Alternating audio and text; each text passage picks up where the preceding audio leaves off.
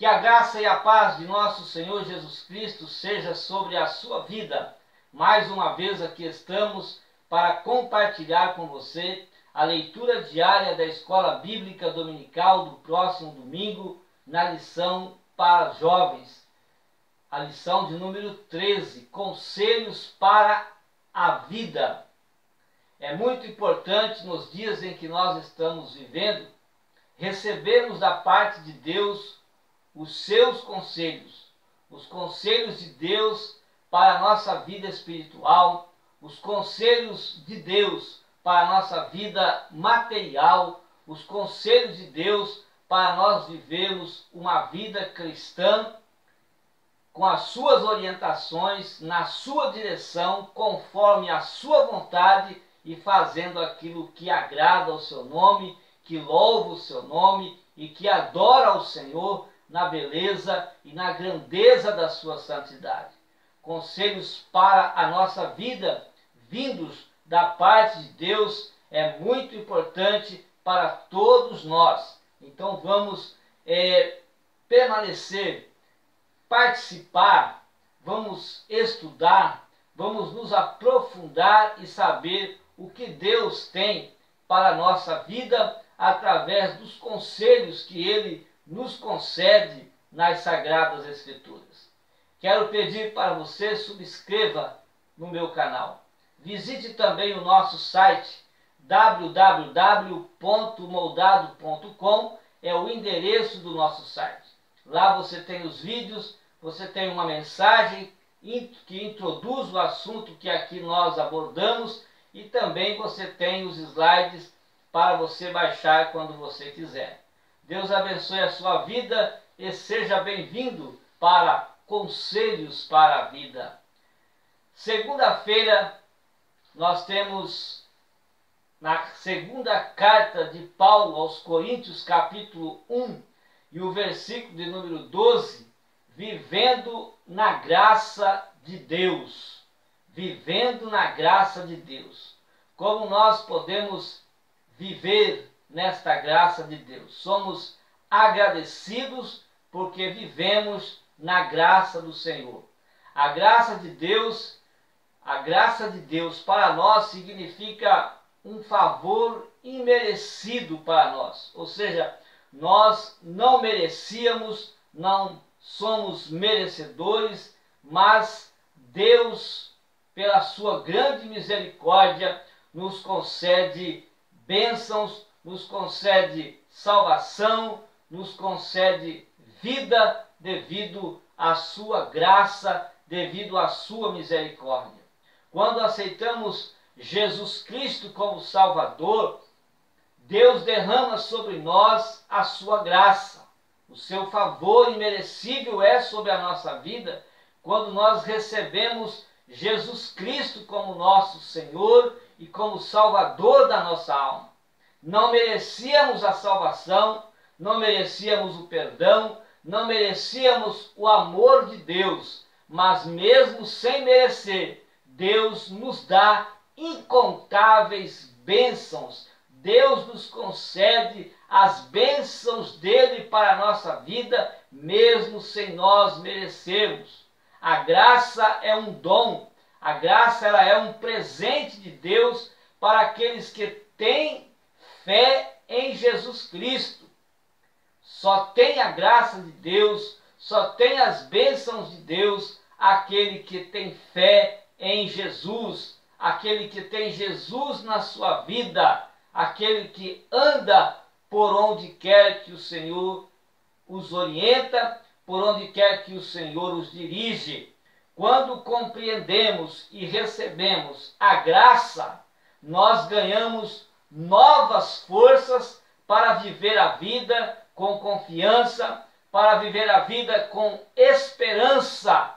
Então, é preciso receber Jesus Cristo na nossa vida. É preciso a cada dia buscarmos do Senhor mais fé para recebermos mais desta graça incontável de Deus para todos nós. Efésios capítulo 2, versículos 8 e 9, o apóstolo Paulo escreveu dizendo: pois vocês são salvos pela graça. Nós somos salvos pela graça de Deus. Nós não merecíamos, mas agora nós temos a salvação, porque o Senhor nos dá através de Jesus Cristo. Então, vocês são salvos pela graça por meio da fé. E isto não vem de vós, isto não vem de nós, não é por aquilo que nós fazemos, não é pelas obras, não é por aquilo que nós fazemos nessa jornada, não. Ela é dom de Deus. É dom de Deus, não, porque isso não vem por obras, disse Paulo, para que ninguém se glorie. Então não vem pelas obras. A fé não vem pelas obras, a salvação não vem pelas obras, a graça não vem pelas obras, não. Isso é uma dádiva de Deus para aqueles que recebem Jesus Cristo como Salvador e Senhor da sua vida. Para muitos, Jesus Cristo é apenas o Salvador e ainda não é o Senhor. Ele precisa ser o Senhor da sua vida para te orientar, para te aconselhar, para dirigir a sua vida. Você precisa ter o Senhor como o seu Senhor. Salmos 119, o versículo 9, é a leitura de terça-feira. A palavra como bússola da vida. A palavra como bússola da vida. A palavra de Deus, ela é um tesouro precioso que podemos encontrar para a nossa vida. Então nós encontramos na palavra de Deus um bem precioso para nós, porque ela nos orienta, porque ela nos aconselha, porque ela nos dirige, porque a palavra nos diz como fazer para agradarmos a Deus, para fazermos a vontade de Deus e assim recebermos as bênçãos de Deus. Quando nós baseamos a nossa existência na Bíblia, somos verdadeiramente felizes, porque baseamos a nossa vida, a nossa existência na sua palavra. Deus se revela a nós através da sua palavra. Um dia, Jesus se revelou para nós. A palavra Jesus, ou Jesus foi revelado para nós através da palavra. Ele é a palavra e se revelou a nós. E nós o recebemos como o Senhor da nossa vida, como o Salvador da nossa alma. Com a ajuda da Bíblia, nós podemos diferenciar o certo e o errado. E aprender também a viver de maneira que agrada a Deus. Porque a Bíblia nos orienta a vivermos o que é certo. A Bíblia nos diz o que é errado. Então, se nós fazemos o que é certo, nós agradamos a Deus. Se nós desobedecermos e pedir perdão e nunca mais fazemos aquilo, agradamos a Deus. Então nós aprendemos a viver de uma maneira que venha agradar a Deus através da sua palavra revelada a nós. A palavra de Deus nos orienta a viver a vida na sua essência, ou seja, nos ajuda a viver a vida como realmente ela é. Josué 1:8, Deus disse para Josué assim: não deixe de falar as palavras deste livro da lei e de meditar nele de dia e de noite, para que você faça fielmente tudo o que nele está escrito. Só então os seus caminhos prosperarão e você será bem-sucedido. Então, como vamos ser bem-sucedidos? Como vamos nós ter sucesso naquilo que nós fazemos? Meditando na palavra de Deus dia e noite e colocando em prática tudo aquilo que está escrito, nos esforçando para colocarmos em prática o que está escrito na palavra de Deus, porque nós sabemos que só colocando em prática a palavra de Deus, nós agradamos a Deus, porque a palavra de Deus é a voz de Deus. A palavra de Deus é Ele falando conosco através da sua revelação, em nome de Jesus. Neemias 8:10 é a leitura de quarta-feira. A nossa força vem da alegria que Deus nos concede. A alegria de Deus não é como a alegria deste mundo. A alegria de Deus é uma alegria eterna. A alegria deste mundo é uma alegria que perece, é uma alegria terrena, é uma alegria momentânea, é uma alegria que passa. Mas a alegria que vem do Senhor, ela é eterna. Mesmo nós, às vezes, nos aborrecendo neste mundo, mesmo às vezes nós nos decepcionando com este mundo, mesmo às vezes ficamos tristes neste mundo, mas no nosso interior está sempre alegre, sempre feliz, sempre esperançoso. O coração alegre é mais forte, mais preparado para enfrentar os desafios desta vida. Uma pessoa alegre enfrenta melhor os desafios dessa vida, porque tem o seu coração mais forte. Mesmo que nós passamos momentos difíceis, podemos experimentar a alegria maravilhosa de Deus. Mesmo quando vem os problemas, mesmo quando vem as advertências, mesmo quando vem as fases difíceis, as dificuldades que nós enfrentamos nesta vida, a alegria de Deus está no nosso coração. Ela não sai do nosso coração, ela fica ali. Por quê? Porque esta alegria é uma alegria eterna, a alegria de Deus nos dá força. É impossível não sentirmos esta alegria sem olharmos para o grande e perfeito amor que Deus tem por nós. Quando nós olhamos para o grande amor de Deus, o grande amor que Deus teve por nós, doando o seu Filho, dando o seu Filho para nós, para morrer na cruz pelos nossos pecados. Quando nós olhamos por tudo aquilo que Deus fez por nós, nós se enchemos mais de alegria ainda, nós nos enchemos mais de fé ainda, ficamos mais esperançosos em Deus.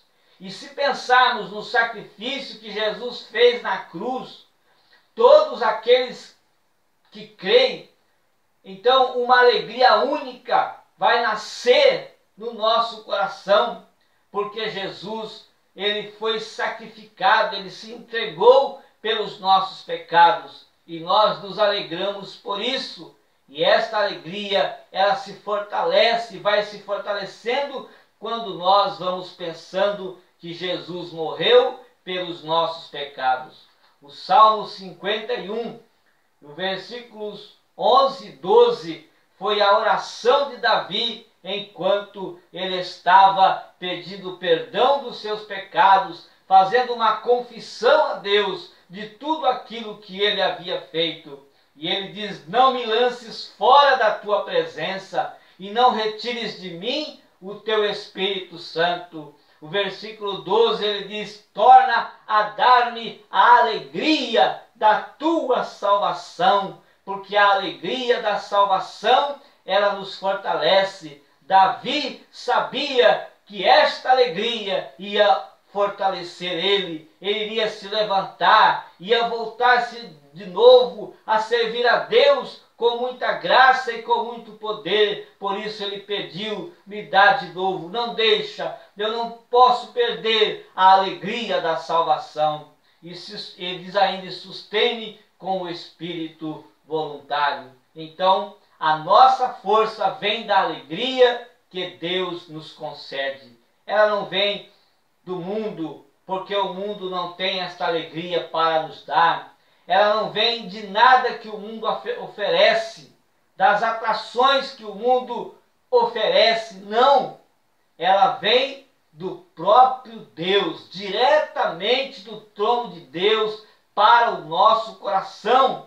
E então nós nos fortalecemos a cada dia mais, porque a alegria do Senhor sempre será a força de todo aquele que recebe Jesus, que tem Jesus na sua vida como Salvador da sua alma e como Senhor que dirige e que orienta a sua vida. Tito 3:5, salvos pelas ricas misericórdias, é a leitura de quinta-feira. Então, misericórdia significa não dar algum castigo a alguém que merece ser castigado. Então, misericórdia significa não dar algum castigo a alguém que merece ser castigado. Nós merecíamos o castigo porque nós pecamos. Então, mas Deus, na sua infinita misericórdia, o que Ele fez? Enviou seu Filho Jesus Cristo para salvar a nossa alma, para perdoar os nossos pecados, para nos livrar da condenação eterna e nós assim estarmos com Ele para sempre. Por isso devemos sempre agradecer e louvar a Deus pela sua maravilhosa misericórdia. Misericórdia e graça são frequentemente confundidos. Nós às vezes nos confundimos, achamos que misericórdia é o mesmo que graça. Embora os termos tenham significados semelhantes, graça e misericórdia não são a mesma coisa. A misericórdia é Deus não nos castigando como merece os nossos pecados. Então a misericórdia é Deus não nos castigando como merece pelos nossos pecados. A graça é Deus nos abençoando apesar de nós não merecermos as suas bênçãos. Misericórdia é a libertação do julgamento, enquanto graça é quando Deus estende para nós as suas mãos maravilhosas, cheias de bondades, mesmo nós sendo indignos, mas o Senhor nos concede bênçãos pela sua grande e gloriosa bondade. Então, nós nos confundimos misericórdia com graça, mas aprendemos agora que misericórdia é Deus não nos castigando como merece os nossos pecados. Graça é Deus nos abençoando apesar de nós não merecermos as suas bênçãos. Primeira carta de Paulo aos Coríntios, capítulo 15, e o versículo de número 58 é a leitura de sexta-feira. Tudo que fazemos para o Senhor é útil. Tudo que você faz para o Senhor é útil. Somos úteis ao Senhor quando compreendemos que recebemos dele a capacitação para podermos viver neste mundo de maneira que lhe agrada, santificando o nosso procedimento, rejeitando as obras segundo o pensamento deste mundo e caminhando rumo à semelhança ao Senhor para podermos cumprir sua vontade. Tudo isso que você faz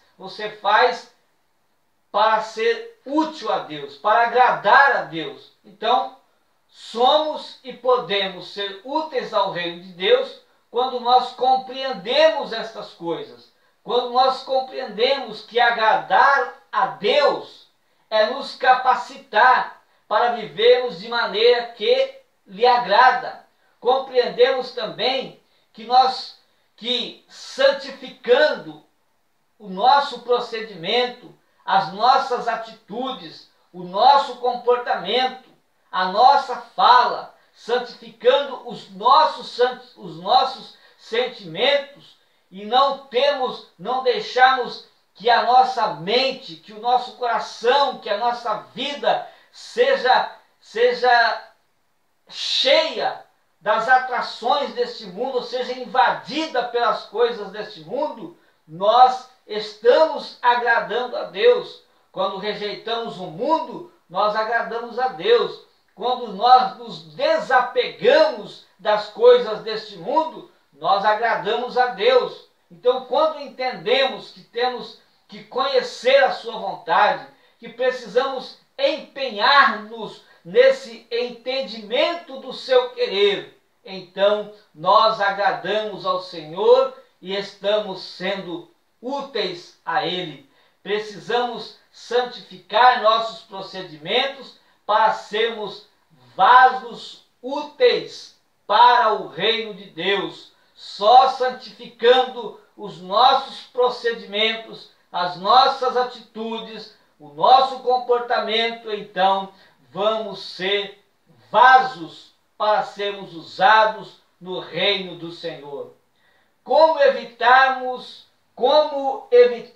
discussões, né? E quando nós evitamos as discussões, quando evitamos contendas e que compreendemos que nós precisamos ser mais mansos, apresentar também a longanimidade perante os homens e revelar por ações as obras que Deus planejou para que andássemos nela. Tudo isso, quando nós fazemos com entendimento, quando nós fazemos voluntariamente, quando nós fazemos de coração para Deus, nós somos úteis ao Senhor. Por quê? Porque o nosso comportamento, as nossas atitudes, tudo aquilo que nós fazemos, que nós falamos, isso vai fazer o quê? Vai expressar o amor de Deus e as pessoas vão ver. Vai expressar o amor de Deus, vai demonstrar que nós somos cristãos e que nós servimos a Deus.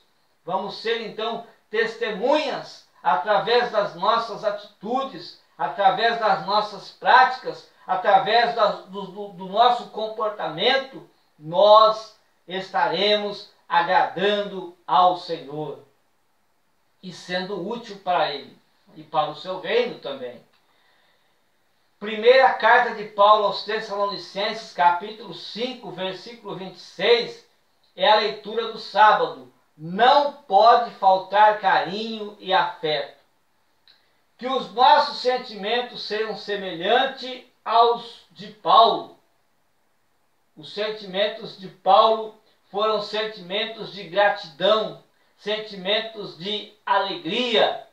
Para tanto, nós devemos reconhecer que nosso trabalho nunca é inútil ou insignificante quando o fazemos para a glória do Senhor.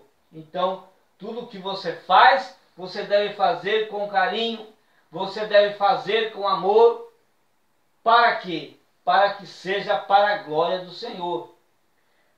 A verdadeira alegria de um líder, não é pelas coisas que faz, mas pelo legado que ele vai deixar depois de fazê-la.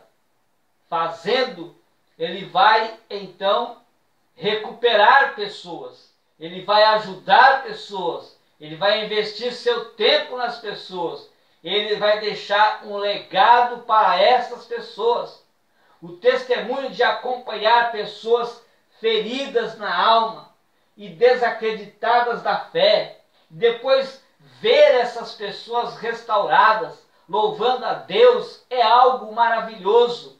Quando você faz isso com carinho, quando você faz isso com afeto, você tem recompensa, porque você vê as pessoas restauradas, porque você vê as pessoas sendo arrancadas do lamaçal do pecado e agora estão louvando a Deus, agora estão adorando a Deus. Isto é maravilhoso. Quanto vale o preço de uma vida restaurada pelo poder de Deus? Quanto se pode pagar por um sonho ministerial que agora se torna realidade? O que se pode dar em troca da vida de um jovem que agora tem a sua vida alicerçada na presença do Criador? Por acaso isto tem preço? Em todos os casos aqui a resposta é a mesma. Nada, não podemos, não temos dinheiro, não há dinheiro no mundo inteiro que possa pagar uma pessoa, pagar esse trabalho. Não há dinheiro no mundo. Cristo sempre, tudo em nós. Cristo sempre na nossa vida. Cristo, Ele é a maior riqueza para a vida do homem. Não se pode pagar esse sonho que agora está sendo realizado. Esta alma que está sendo transformada, restaurada. Não se pode pagar isto. Não tem preço para isso. Jesus pagou um alto preço na cruz do Calvário, derramando o seu sangue inocente para que hoje nós pudéssemos ter a salvação. E este trabalho que a igreja faz, recuperando vidas, levando o evangelho para a transformação de vidas, feito com carinho, feito com afeto, feito com amor, só vai colher frutos para o Senhor, frutos para Deus. Vamos agora para as nossas reflexões e não se esqueça de visitar o nosso site, hein? www.moldado.com. Lá você tem os vídeos, uma mensagem que introduz o assunto e lá também tem os slides para você baixar quando você quiser, em nome de Jesus. Então vamos para a primeira reflexão. A partir de seus conhecimentos adquiridos durante todo este trimestre, comente um pouco a respeito do relacionamento de Paulo com a igreja em Tessalônica. Então Paulo, ao escrever a primeira carta aos Tessalonicenses, ele inaugurou para a igreja o processo de formação do Novo Testamento. Ao fazer uso da escrita para se comunicar com os fiéis de Tessalônica, não apenas revelou a grandeza do seu zelo e também do seu ardor missionário para aquele povo, para os crentes que estavam ali em Tessalônica. Ele inovou, ele iniciou um modo de se fazer presente, de interagir e de acompanhar a vida dos fiéis e das comunidades cristãs que se multiplicaram, principalmente fora da Palestina. Segundo Paulo, o ministério dedicado ao Evangelho acontece em meio a diversas provações, em meio às dificuldades que os crentes, que o povo em Tessalônica estava enfrentando ali. E Paulo chega lá, prega o Evangelho e as almas começam a receber a Cristo como Salvador da sua alma, serem libertas de todos os seus pecados, de todas os seus caminhos maus e voltando para Deus. Estar do lado de Deus e fazer a sua vontade como discípulo de Jesus Cristo é uma opção pelo bem, pela justiça e pela verdade que liberta o homem.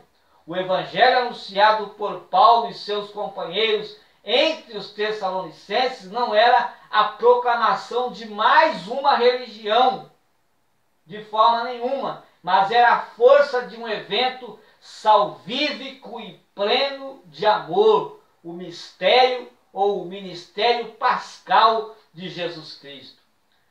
Não um amor feito de palavras, mas concretizado na total doação na cruz. Foi isto que Jesus fez por nós. João 15:13, ele disse: ninguém tem maior amor do que aquele que dá a sua vida em favor dos amigos. Paulo assimilou tudo isso, fez seu amor a Jesus Cristo a razão do seu ser e do seu ministério apostólico e eclesial lá em Tessalônica.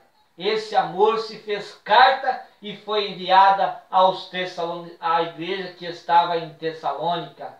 Paulo, 1 Tessalonicenses 1:1, Paulo, Silvano e Timóteo, à igreja dos Tessalonicenses em Deus Pai e no Senhor Jesus Cristo.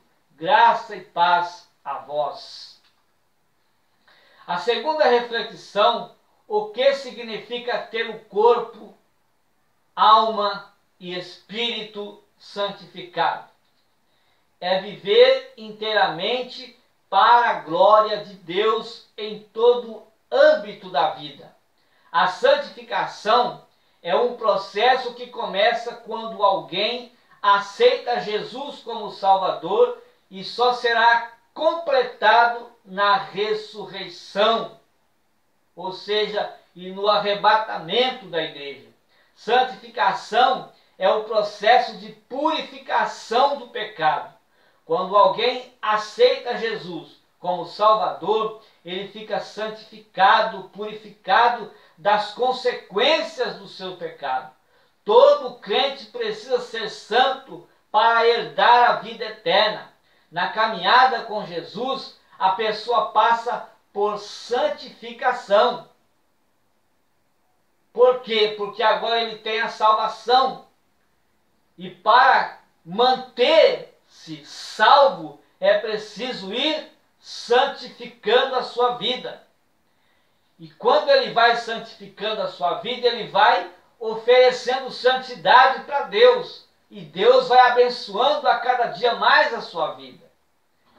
Aprende a rejeitar o pecado e a sujeitar as diferentes áreas da sua vida a Deus, escolhendo fazer aquilo que é correto fazer. Na ressurreição, cada pessoa será completamente liberta da influência do pecado, sendo completamente santificada.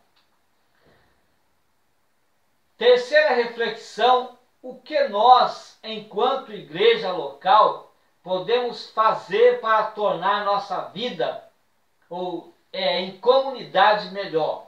O que nós podemos fazer para tornar a nossa vida na nossa comunidade, na nossa igreja onde nós congregamos, no nosso trabalho, uma vida melhor?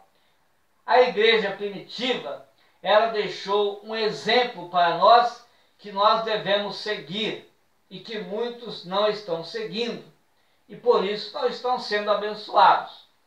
Temos o exemplo deixado pela igreja primitiva. Por exemplo, a oração. A oração é um exemplo que a igreja primitiva deixou para nós nos tornarmos melhor para as pessoas. Então, oração. Você ora? Quanto tempo você ora? Então, nós precisamos orar. Oração, ela é maravilhosa porque na oração você mantém a sua comunhão com Deus, a sua vida com Deus, conversando com Deus, falando com Deus. E depois a palavra de Deus. É preciso, porque através da palavra de Deus você alimenta a sua alma. A sua alma ela é alimentada com a palavra de Deus. E na oração você tem comunhão com Deus. Oração não alimenta a alma. Oração é para ter comunhão com Deus. O que alimenta a sua alma é a palavra de Deus. Por isso, estude a Bíblia, leia a Bíblia, participe dos ensinos da Bíblia. E quanto mais você se alimenta desta palavra, mais você vai se fortalecendo. Outra coisa, comunhão. A igreja primitiva deixou também esse exemplo para nós. Comunhão. Comunhão com os irmãos, comunhão com Deus. Se você tem comunhão com os irmãos, se você tem comunhão com as pessoas, você tem comunhão com Deus. Se você não tem comunhão com as pessoas, você não tem comunhão com Deus. E nós precisamos ter esta comunhão. Outra coisa é o serviço. trabalho ministerial, serviço, trabalhar para Deus, oferecer o seu tempo que você tem disponível para fazer alguma coisa para o Senhor. Então, oração, palavra de Deus, comunhão e serviço para você se tornar melhor na sua comunidade, entre a sua família, na sua empresa, no seu trabalho, enfim, na igreja, na comunidade, na sociedade.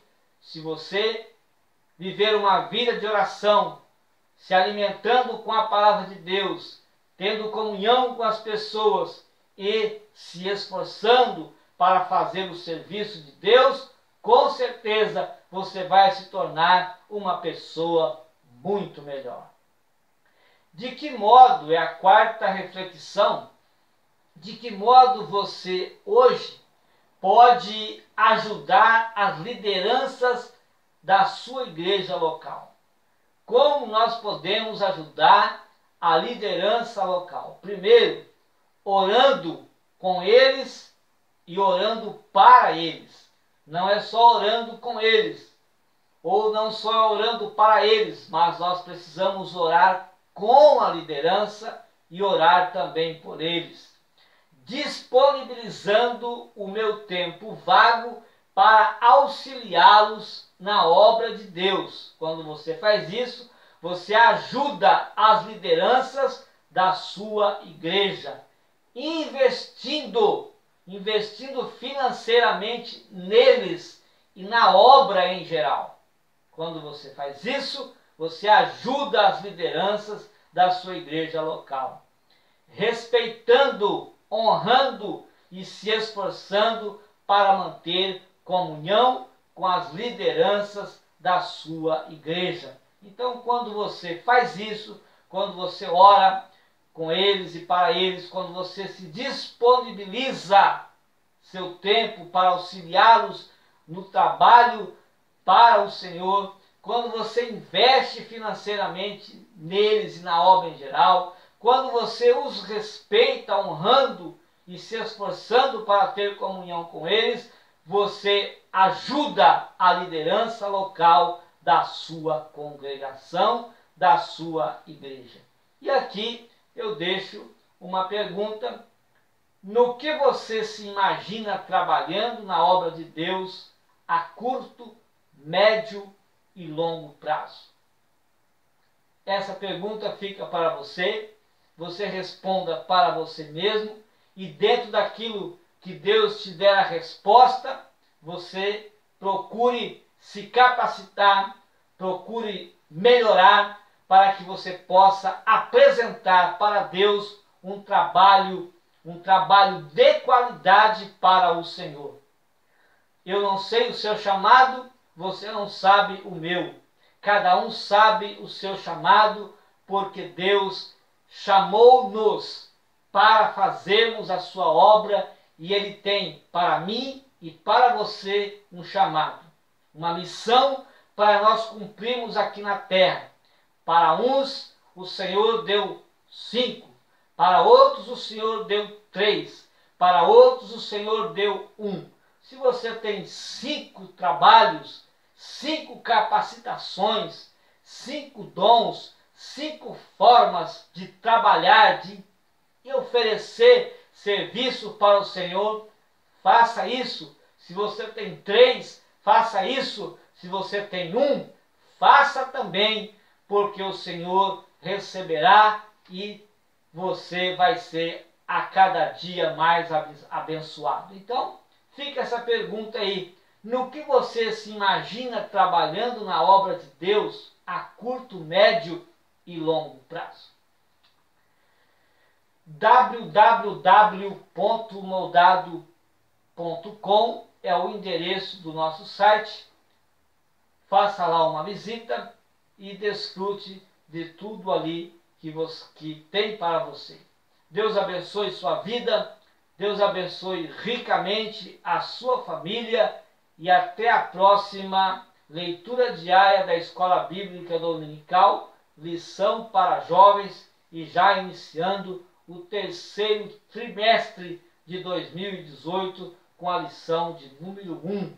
Deus abençoe sua vida, em nome de Jesus.